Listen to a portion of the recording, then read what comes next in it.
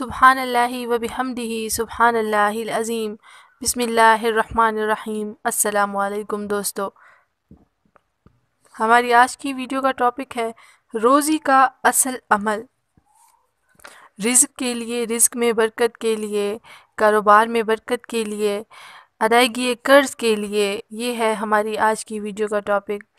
رزق میں کشادگی کے لیے قرآن مجید میں ارشاد ہے وَمَن يَتَّقِ اللَّهَ يَجْعَل لَهُ مَخْرَجًا وَيَرْزُقْهُ مِنْ حَيْثُ لَا يَحْتَسِبُ وَمَن يَتَوَکَّلْ عَلَى اللَّهِ فَهُوَ حَسْبُهُ۔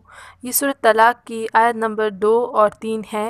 اس کا ترجمہ کچھ یوں ہے، اور جو کوئی اللہ سے ڈرے گا وہ اس کے لیے مخلصی کی صورت پیدا کرے گا اور اس کو ایسی جگہ سے رزق دے گا جہاں سے وہم و گمان بھی نہ ہو، اور جو اللہ پر بھروسہ رکھے گا وہ اس کی کفایت کرے گا۔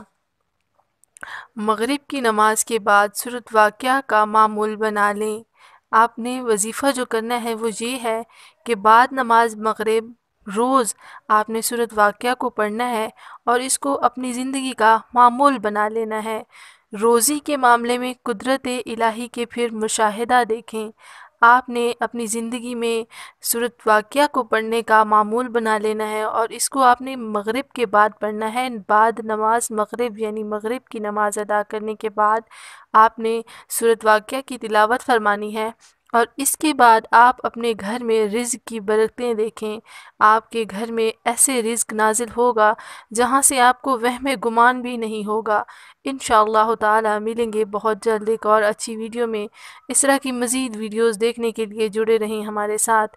اگر آپ کو ہماری ویڈیوز اچھی لگتی ہیں تو please like, share and comment ضرور کریں۔